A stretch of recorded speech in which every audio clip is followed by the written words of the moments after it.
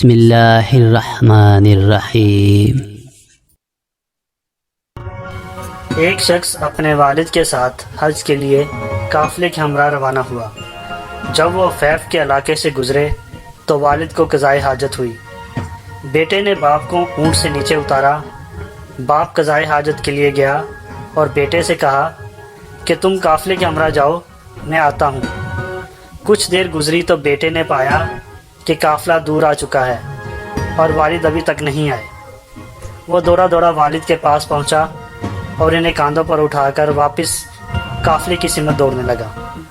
یکایک بیٹے نے محسوس کیا کہ اس کے چہرے پر نمی گر رہی ہے، جو یقیناً اس کے والد کے آنسو تھے۔